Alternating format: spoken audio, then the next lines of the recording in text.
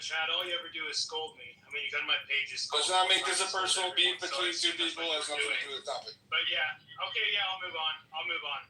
That sounds hard. So, yeah. So the issue I have with all of this is people are still going to be telling us how we have to feel about this. They're going to be telling us how we have to react to this. No, we're done with that. If you're one of the people who said, oh, it's only been 1 month, 3 months, 5 months, shut the fuck up. You're one of the people who said, trust Dan Bongino. Stop swearing, bro. I'm not going to tell you again. You're wrong the entire time. Okay, I'm sorry. Why is there a rule against Because there's people complaining. My listeners Daytime TV.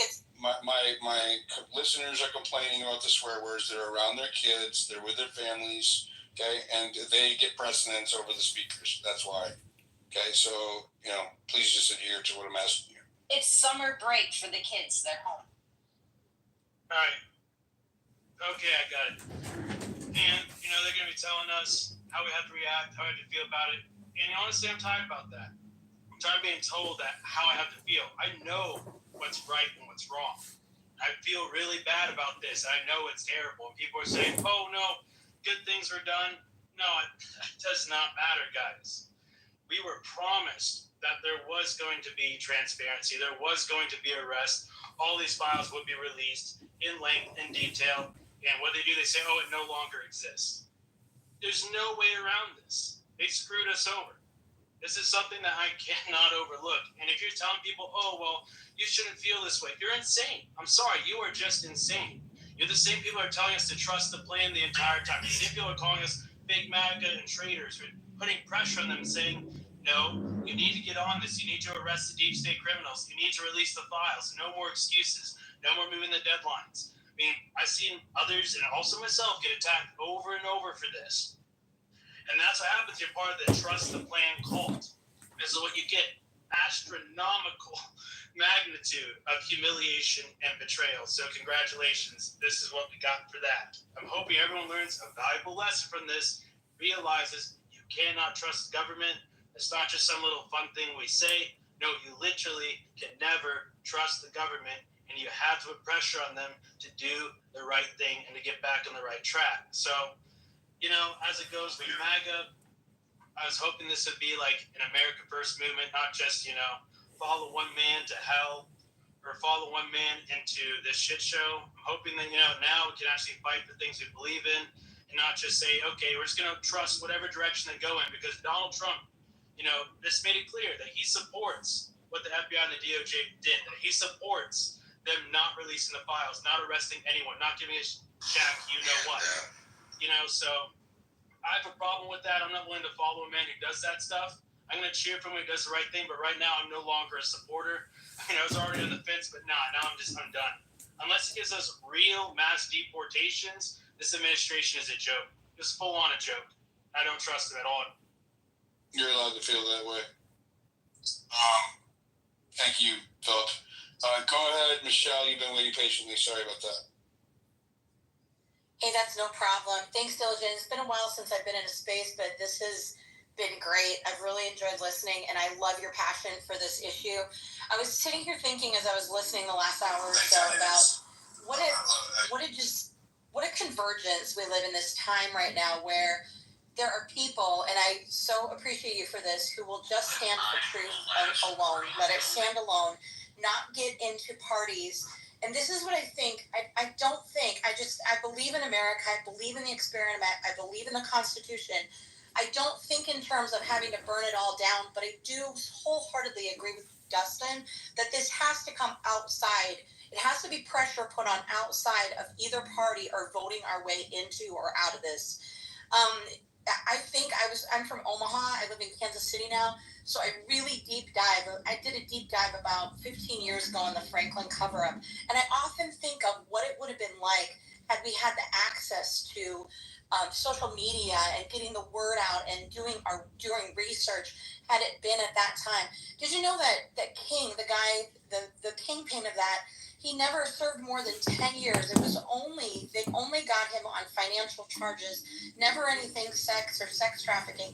And he probably ended up in D.C. Nobody even knew where he went. So this is decades of getting away with these degenerate, reprobate, sexual deviant that has harmed children and has, led to, many deaths and sexual exploitation and devastation in our society and around the world.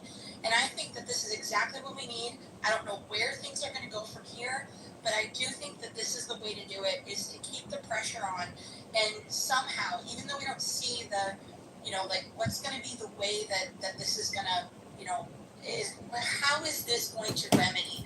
It doesn't even matter if we know the way or not right now. We have to keep putting on the pressure. And hey, I'm an Andrew Bailey guy. I think really he should have been the one instead of Bondi. He's a military he's an operational guy, and I really hope we can get somebody in there for AG like that. I think that these AGs, these prosecutors, should get full protection. I think their families should be protected. I think it should be just like security detail. I think that they definitely need to be brought to justice within the justice system, but it has to be so these people who are prosecuting, I know their life, I'm sure their lives are getting threatened, I'm sure their families are, but this is, I never got into the Q movement, but thank goodness for the whole cabal thing and all the videos, and we know this cabal of sexual deviants that have preyed upon, it's fueled the abortion industry, it's fueled the, it's just awful. And I'm really thankful, Diligent, that you're here. I've enjoyed listening to everybody. Millie, Chad, all of you guys. Dustin, thanks, guys. The Attorney General does have a security detail. Yeah, we know that. We all do. All the cabinet members do. Go ahead, Merchant. Hey, Rashid. Yeah, I just wanted to kind of riff a little bit on what some others saying, Dustin in particular.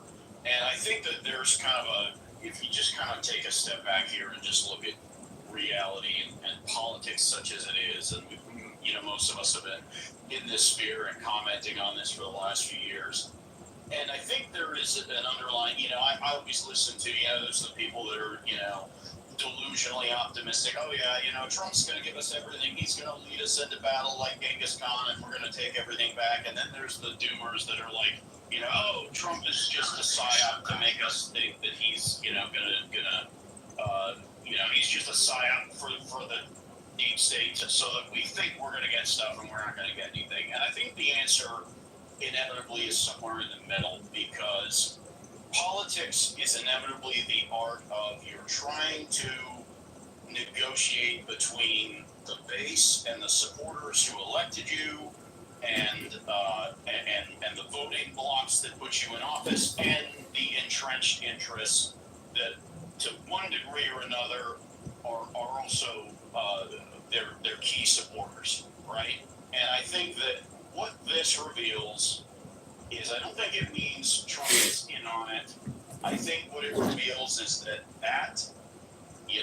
the blackmail ring, the Epstein client list, what it reveals is that they are, at least for now, an entrenched enough interest that Trump either is not prepared to deal with that, or he does not believe he can at this time.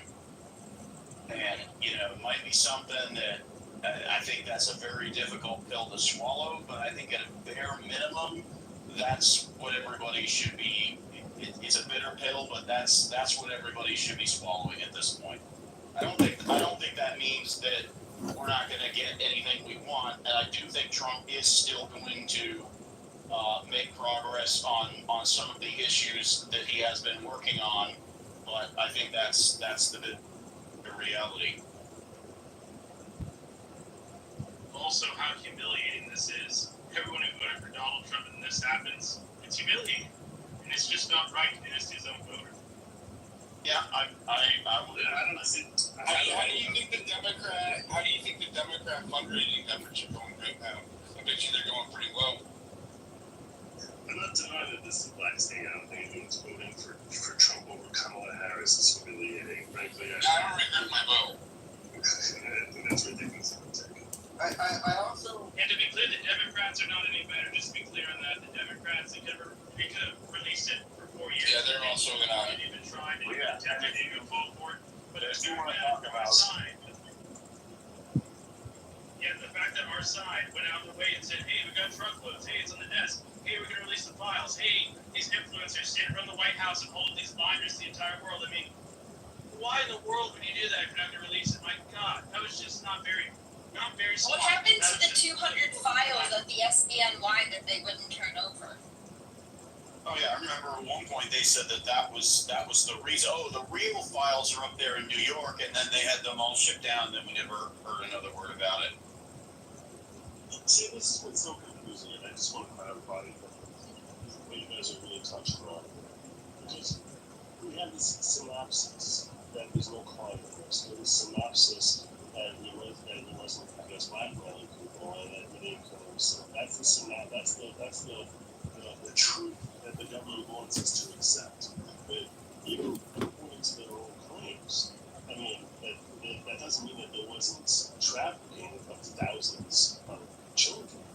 And so, we have body countless explicit that they have to go through those videos and try to carve out the parts that you protect the victims and things of that nature. So why wouldn't you drop this while also indicting hundreds of people?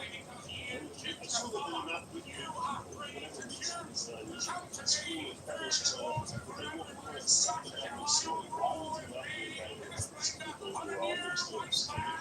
None of these things having sense at all. People want to try and understand. And it's almost offensive that the public is so stupid or don't realize how much this is going to blow up in their face. It's like, how dumb do you think we are, or how tolerant are we, or how much of a shit follower type of thing do you think that we are? That, okay, this is going to say, we're going on. It's insulting. Or how little choice do they actually have? And again, this is why I just encourage everybody. Think about this: the local prosecutors through the entire process. Local prosecutors and their staff, state prosecutors and their staff, different administrations, different FBI and their staff. I mean, you're talking about, in order to just keep the lid on this thing to this degree, an almost insane level. And if you have if they have the power to prevent this information from coming out, then what else? I mean, are our electeds, like the people that are supposed to be in control, what else do they not have control of? What else can they be leveraged to go against?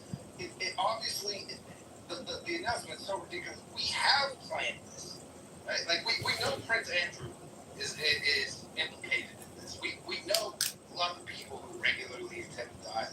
Like the idea that there was no client list and no one was blackmailed is so silly. Who has the power to make somebody say something so ridiculous and obvious at the highest level?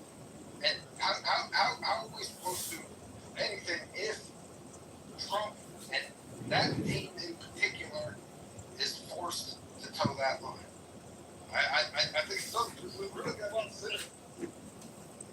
Well, and I'm not worth anywhere near what Epstein was worth. Okay, but if you come to my house, you're going to pop up on my Ring doorbell. If you walk out back, you're going to be on camera when I let my dog Margaret out, under the night lights to go take a pee. Like, there's cameras everywhere at my house. Like, if you were under the impression, again, to own a private island, to be hanging out with the most influential people on the planet, that there aren't cameras everywhere. Like, the list written down by Epstein in a little black book is totally effing irrelevant. Okay? We know exactly who these people are. Just show us the Ring doorbell footage. I mean, at a minimum. You don't have to release the actual sex acts with children, blah, blah, blah, the way Caroline said it today, which was just so... Or just tell us the names. Just come on, don't even come at me. Don't even come at me with that. Don't even come at me with that. Oh, you can't really... I'm not asking for actual footage of Andrew, behind someone in a, villa somewhere.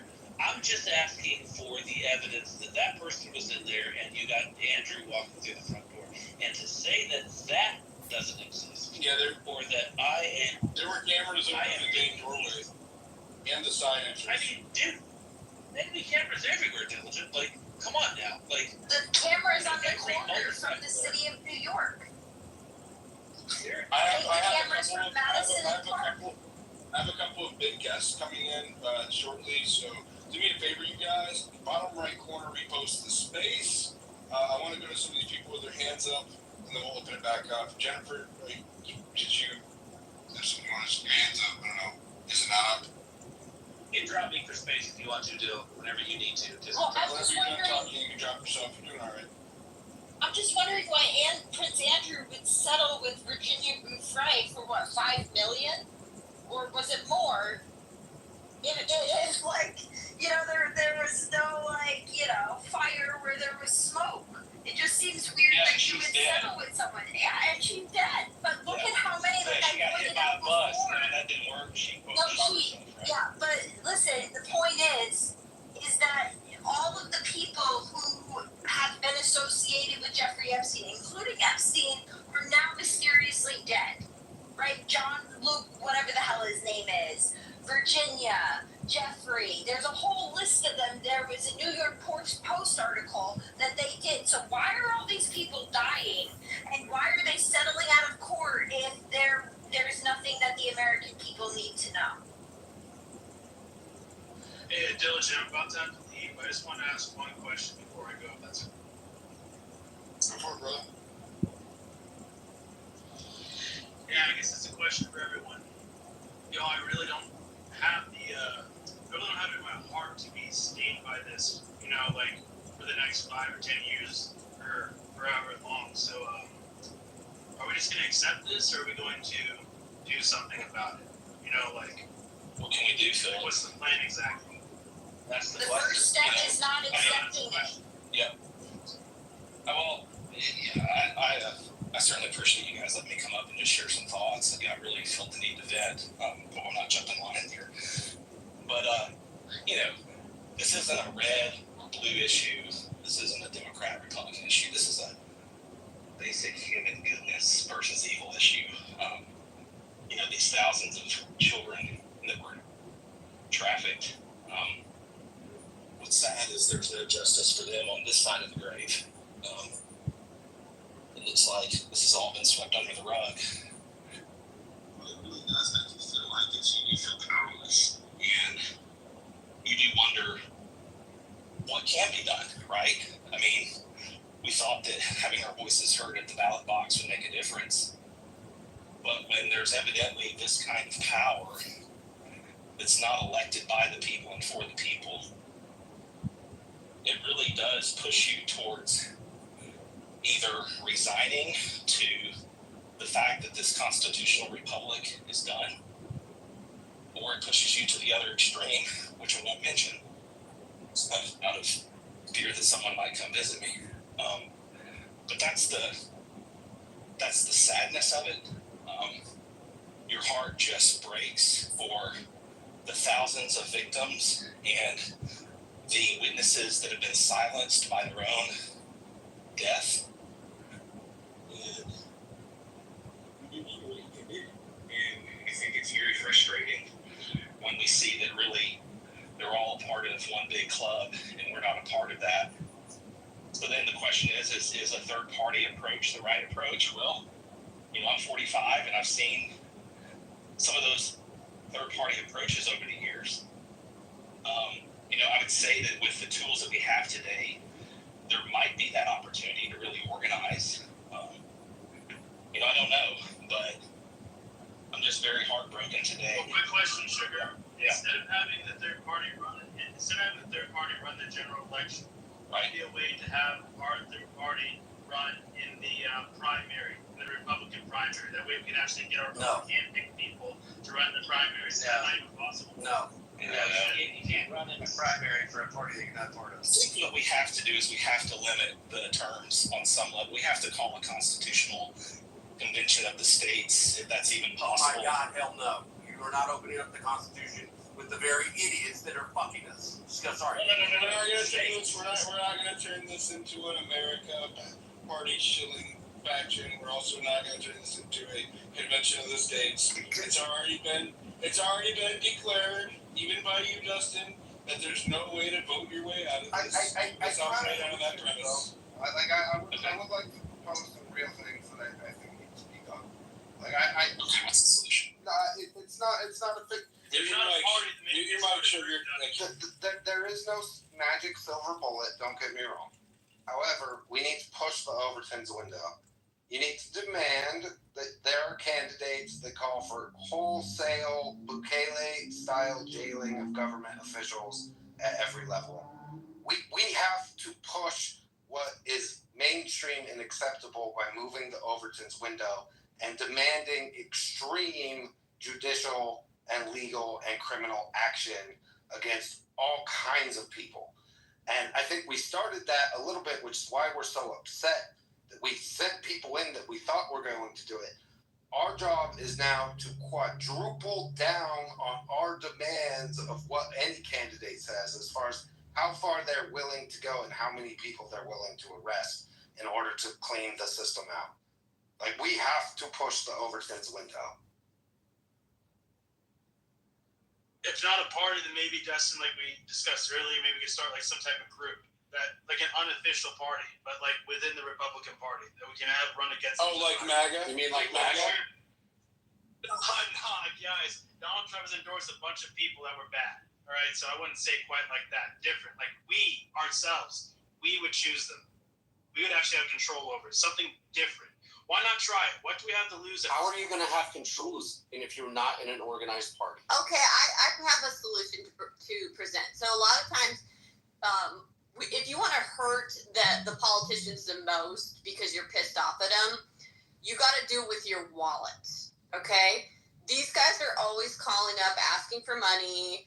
All these candidates are asking for money. The Republican Party asks for money, and then they sprinkle it around to the candidates that they choose. That system screws us every time. We need to, we could have like a PAC or something that vets and selects like good, actual patriotic candidates that we know aren't freaking bought off. And then they could endorse them and they could fundraise to that PAC or something and then get behind those candidates individually. Or if you don't want to do it that way, you could just find the candidates individually and donate directly to them. But if you cut off the money supply to some of these other politicians and parties, that's going to hurt them the most. That's why I would say vote with your wallet. Yeah, I got to go. Diligent, thanks again for having me. And I really do think we should be willing to think outside the box on this, guys. I mean, seriously, isn't that how a lot of changes are made? Thinking outside the box, trying something a little bit different. I mean, if we fail, we fail. If we keep doing the same thing we do again and again, then we're definitely going to fail, right? So why not try something a little bit new? Because I really don't want anything like this to happen again, guys. I think outside of the box is the only way that we're going to be able to fix it, to be honest with you. Obviously, the levers and mechanisms within the system that we have available do not work. I think we can kind of... Yeah, when people don't do anything. Yeah, I think we Come on, can... we're talking about an apathetic electorate that doesn't go out there and do the job. It's what it is. I mean, it's just what it is. You can laugh all you want, Dustin. You know it better than anybody. I do. I think you can move the football, but at the end of the day, if people aren't willing to get out there and do it, it's not going to happen. The issue is partially the process, right? The fact that you can't get people to go do it means that there's an issue systemic. Again, this gets down to the systemic level, which is we have a massive issue. I don't believe that there's anyone we can vote. Like Donald Trump, Kash Patel, Dan Bongino. I mean, who are we supposed to go vote for that's going to go in and spend the kind of time reassuring us that they are focused on these issues, they believe in them, in long-form content, in short-form content, in their own content. I just, for me, I don't know that there's any... Like, I don't know how we vote this out. We have to make people more afraid of the people than they're afraid of whatever is pushing them to make these kinds of decisions. And that's a really challenging situation, especially because we're so cucked. I mean, no one here will even discuss the idea that maybe right? Our Declaration of Independence says that, like, when your government stops working for you, right, the only solution that is given to us is to remove them and either start over or completely replace it. And yet we're so afraid of even talking or bringing that and mentioning it, mostly because of, like, the PSYOPs, J6, and all the bullshit that we've been put through, that we're even afraid to talk about it amongst ourselves. And I think part of us, like, we need to first come to the internal courage to say the words out loud. The First Amendment was written specifically for us to talk about these specific issues. And there is no path forward that does not involve pain and sacrifice.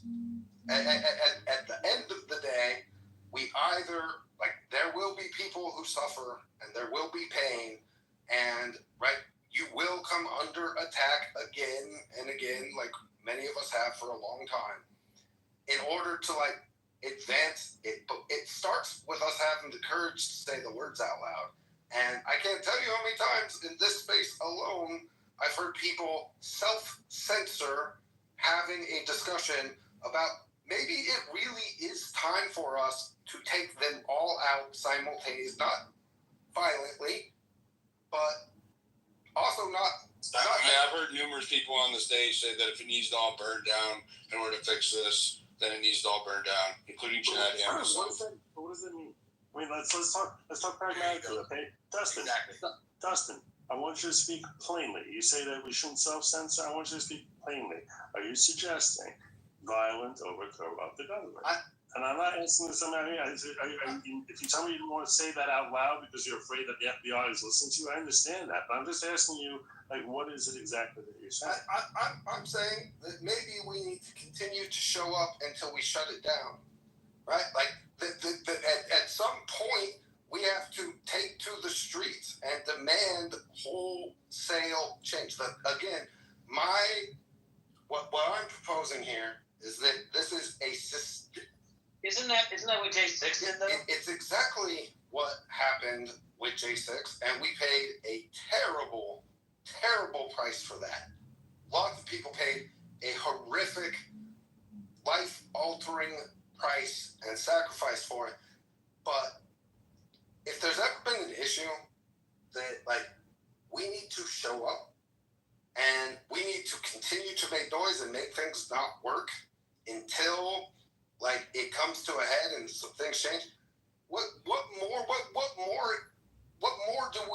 more usurpations do we have to suffer before we say, you know what, like, I would rather go in and at the risk of the PSYOPs and the infiltrators and the agent provocateurs and everything else, in order to start showing up and just continue to push and push and push. Because honestly, all of this talk, like, oh, well, we're going to organize and we're going to, like, get a bunch of people to go vote.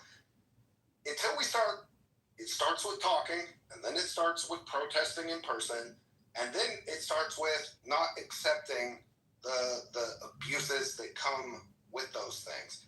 And no one's got a crystal ball, so I'm not saying that it definitely leads to violent revolution or whatever, but is anyone going to DC? Is anyone going to go protest outside of somebody's office? Or are we going to protest outside FBI offices? Or Elon Musk, if you're listening and you want to help us fund an operation where people can afford to do that, I will gladly go protest against the Epstein files not being released, and I'm sure a lot of other Americans will. And I would help organize it.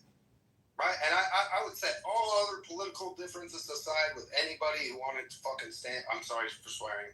Anybody who wanted and had the courage to come stand with us, I would 100% come back and do it again, and make the call and do all of the things that we do to have the best, right? Like all of the peaceful protests that we've done for, you know, January 6th was the third of 3 DC rallies that were massive. I think we need to call people back out. I think this is a big enough deal, and I think that the message that would be sent to see a bunch of us, Trump supporters and MAGA people, showing up while Trump was president because we were so outraged, I think that would cause a stir and make noise that would be impactful in a way that just staying safe and talking about it in the comfort of our little bubbles online, it's not enough. It's just not enough. And if anything, hopefully it would send a chill down the spine of some of these pedophiles on the client list that the people are freaking coming for you.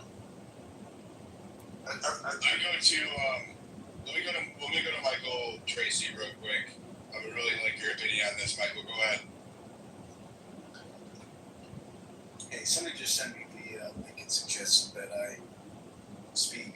Yeah, I sent out an invitation to Ben. He might be busy though. So. Okay. So I would assume that this quote unquote take I'm about to give is going to be very different from what has been mostly said on this space. So just give me like a minute or two to expound, if you don't mind. Go ahead. So there became a point at which, from my perspective, the Epstein saga morphed into mythology more than something that was connected to reality. Now, am I defending Epstein? No. There is plenty of evidence, to use a dirtbag, that he procured young or underage or teenage girls for himself because of some weird fetish that he had, and most likely was guilty of a variety of criminal offenses stemming from that. However, the mythology stems from this assumption that's been so stridently believed for so long, especially on places like X and other online circles, that the Epstein saga must encompass a huge range of powerful people over whom Epstein had blackmail and had incriminating evidence of them engaging in sexual behavior with children or underage people. And there's just not a whole lot of evidence backing that latter part of it up at this point. There is though, That mythology really in large part stems from the original arcane accuser, Virginia Giuffre, who over 10 years ago rattled off a huge list of prominent individuals to whom she claimed she had been trafficked. One of them was Alan Dershowitz. Now, leave aside one's feelings about Alan Dershowitz on any other issue. The fact is that between 2014 and 2022, Virginia Giuffre accused Alan Dershowitz of depraved criminal conduct, criminal sexual conduct, only to eventually admit in 2022 that she had falsely accused Dershowitz. This is the main accuser whose claims basically form the foundation for this entire ever-evolving mythology. Did you hear a lot of press coverage, really, to the fact that in 2022 the chief Epstein accuser had to admit that she was serially fabricating a false claim of sexual criminal conduct against a prominent individual? If you look for it, maybe you can see it. I commented on it, but it really did not seem to penetrate the consciousness much of people who are so invested in this story. Was she involved with a lawsuit with Dershowitz over that? Well, yeah, there were lawsuits and the counter lawsuits and defamation suits, and it eventually got settled. I mean, it's a very convoluted story, actually. Giuffre was represented by David Boyes, who's a hot niche, but hugely prominent, high-powered attorney. He was a long-running, like decades-old feud with Dershowitz, but it culminated in the whole tangle of litigation culminated in 2022 in a settlement in which Dershowitz didn't even seek any monetary damages. All he sought was an acknowledgement by Giuffre that the accusation against him was groundless, and he received it. And so, The same Dershowitz. so if and Dufresne, The same Dershowitz. testified. Give me another 30 seconds or a minute. Yeah, go ahead, Josh. As such, Dufresne, if you notice, if you followed the Ghislaine Maxwell criminal trial in 2021, she was not even called to testify by the prosecution because it was well understood that she had serious credibility problems. The four Her statements were presented, her previous statements were presented as evidence, though. She wasn't called to testify, and she was not one of the four victims against whom it was alleged that a sexual offense was committed.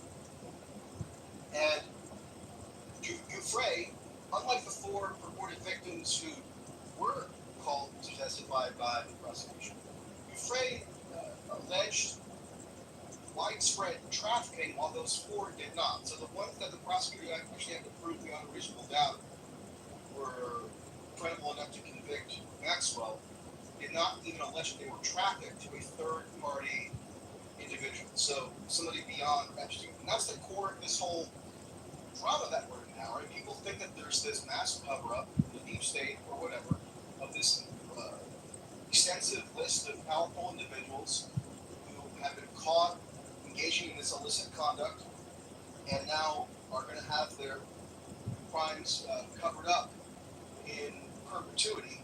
And I'll agree with any people who want to complain about members of the Trump administration, the right-wing media, Dan Bongino, Pam Bondi, etc., teasing their audiences with this idea that some major revelation was going to be on the offing now that Cash Patel and Dan Bongino got in there to clear out the deep state and finally bring justice to all the children who were victimized or whatever.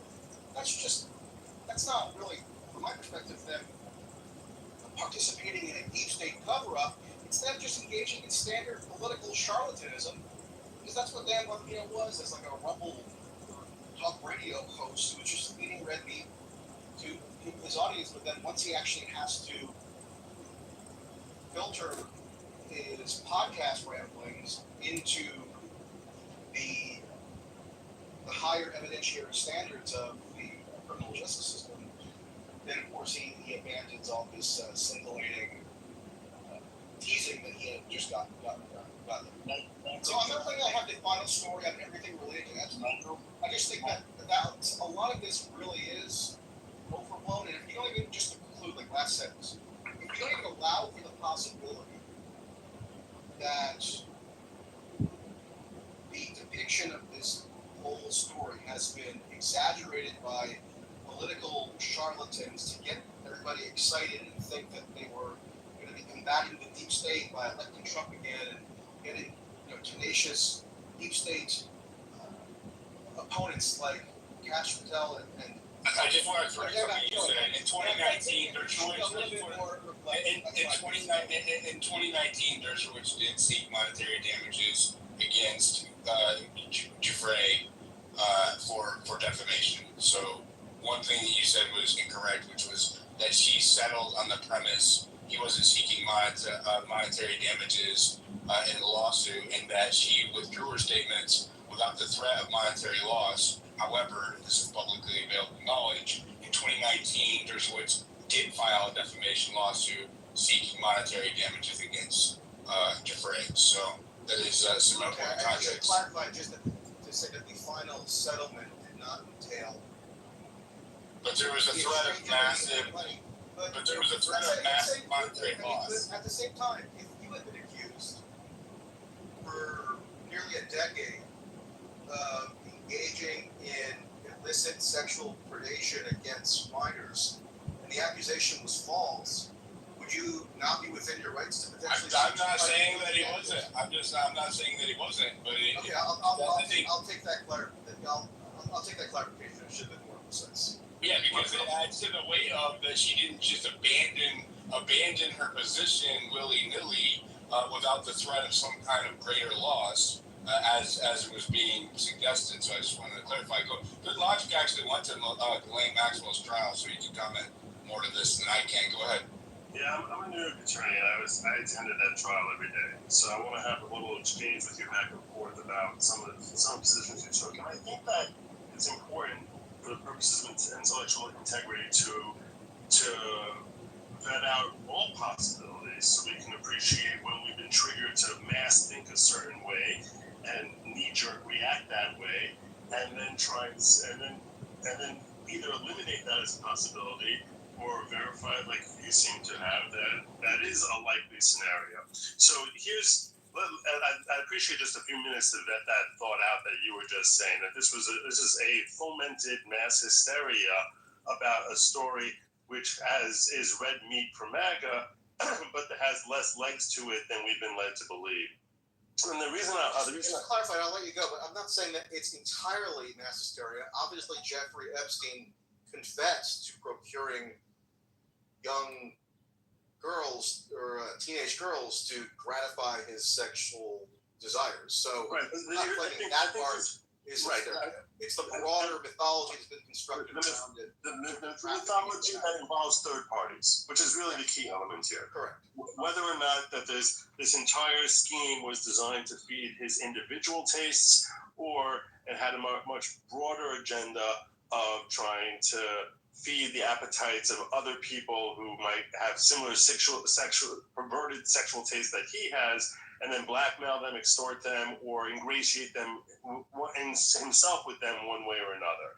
And the point that here are a few questions I have for you based on that take. So first, you start with an assumption that because Virginia Giuffre did not testify in the Ghislaine Maxwell trial, and you're correct, I actually brought that up early on in this space. She did not testify, and I think that there's a lot of reasons that she may not have testified, which have nothing to do with supporting the conclusion that you seem to draw from. It was never found incredible in any other court case. Just want to add that context. Go ahead.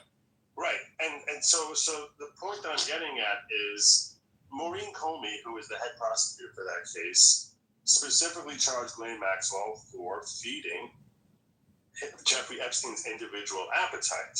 And once you frame the charges in that way, and you can make a case, you would make the case, I would assume, that the reason she framed that is because that's what we have evidence of. We don't have evidence of the other stuff that he's trying to feed the appetite of multiple people, but that she was working to feed his individual tastes. And in that sense, once you frame the charges that way, there's no reason to bring Virginia Giuffre in there. I think you seem to be drawing a conclusion that Virginia Giuffre's withholding her from testifying is implying that there's some sort of shortcoming in her credibility. And my point back to that is no. Once you frame the charges a particular way, now you make Virginia Giuffre extraneous. And if anything, you can make an argument. The defense certainly would have made the case, because they were very skilled defense attorneys. They would have certainly made the case that that her testimony is going to be something that is a distraction from the ultimate charges, and is designed to paint him in a negative light with things that are unrelated to the underlying charges. So, can I respond to the Virginia Giuffre point, and then you can make your other points? Yeah. Okay, so I bring her up not solely in relation to the Maxwell trial of 2021. I brought her up primarily to posit what I would contend is her central role in fostering and creating this wider mythology, as I would call it, around Epstein. See, the way that you phrase it as mythology, though. In that she's the one who, over 10 years ago now, filed a lawsuit in which she accused a huge array of prominent individuals of sex trafficking, including Dershowitz, the claim she later specifically recanted. She did not even bring an individual lawsuit against other individuals that she had initially named, like former Senate Majority Leader George Mitchell or Bill Richardson or other people whose names escape me now, who were associated with various powerful institutions. She brought litigation against Dershowitz, which she ended up having to recant pursuant to a settlement. She did bring litigation against Prince Andrew, who was in the middle of a enormous PR crisis after his infamous BBC interview, when he was obviously not a very he didn't put on a very sympathetic or persuasive performance to most viewers. And then there's also her Ghislaine Maxwell litigation. I mean, you would think that her other accusations against a whole slew of powerful people to whom she claimed that she had been trafficked had been amply established by the factual record up to this point, given the knee-jerk reflex so many people have to assume that if the quote-unquote Epstein files are not being released as promised, that must mean that there's this huge universe of powerful people whose sexual depravities have been covered up by the Trump administration. And I just think that's not well founded. The way that you frame it, hold on. I want to push back on something you said. The way that you frame it as mythology completely undermines the possibility if there is any factual basis to it or not, right? You're not leaving the door open for potential evidence when you're framing it as something that's completely fabricated from beginning to end because it's based in a history that's long lost to us, right? That's the way you're framing it. Every last aspect of the Jeffrey Epstein story is literally fabricated, but things that have a core of truth to them can then take on mythological components over time as they get exaggerated and put into like a popular lore that's sort of divorced from so do you think actual record. That's what do you think that Giuffre had the resources to take on all of these individuals that she named in this so-called network in lawsuits, by herself? Well, having David Boies as her lawyer is a pretty good resource, isn't it? And she was successful in many regards, correct? She succeeded against Prince Andrew. Yeah. Prince Andrew settled with her quite extensively. Right. So like £12 million. So that actually shows right there were third parties involved, which counters what you were alleging earlier. Right. There's the exactly. one third party that did settle was Prince Andrew. So why would you settle if you were innocent? If I were Prince Andrew's lawyer, I probably would have advised him to settle too. He has the royal family's frequenting that particular the New York residence numerous times. He admitted that himself on a different occasion. Like in the context of all of that, that would actually show that she was credible in her statements, especially when you couple it with all the settlements, right? Like there's far more evidence. Hold on. There was two settlements. There was also a settlement with. There was numerous settlements from the estate as well as banking institutions on the condition that the parties who settled with did not come forward and identify themselves. You don't know that she wasn't one of them, right? We do know publicly there was one settlement, but there's also other settlements that occurred where the parties involved weren't named under a non-disclosure agreement. Okay, can we agree on that? I'm talking about third-party individuals whom she claimed she was trafficked to. Correlating evidence that supported her claim. Can we agree on that? Can I? Well, I mean, look, can I ask you, like, the fact that she, after 8 years, she finally conceded that she had falsely accused Dershowitz, one of the two people, the two third-party individuals she brought a lawsuit against, claiming she had been trafficked to him. Does that not cut against the credibility at all? It couldn't have been that she just didn't have the evidence making a statement in settlement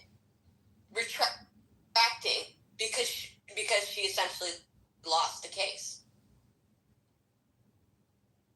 Well, yeah, I mean, unfortunately, you need But that doesn't necessarily mean accusations. that it didn't happen, does it? I can share Well, with she you. admitted that she had falsely accused him for 8 years, so that's as close to an admission that didn't happen as you can get within the system.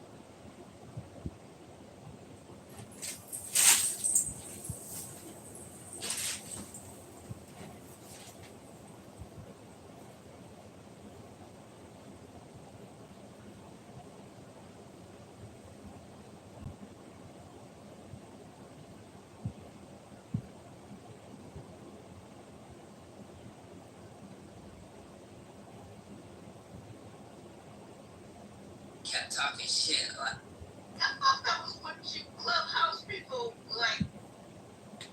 so I dropped him in the group. And with Philip, he went and explained it, then I let him come back up. Now, in the beginning, I said, Google what you talking about at least before you come up here talking crazy. And when I dropped him, and then I brought him back up, and I brought up the cheeseburgers and eating a bar of candy every day. So those are the 10 things we've discussed so far. Do you have any thoughts that you want to contribute or add to that? No, I think as a broad outline, that's pretty good, Alan. I would just say one thing that you kind of brushed into was the institutions, and I think the problem that has occurred within them is we've seen politicalization within the institutions, and I think whether you're goring my ox or I'm goring your ox, either way that it goes, that from the left or the right, if there's a feeling that type of stuff has penetrated those institutions, that inherently leads to loss of trust. So I think that's something we really need to work on.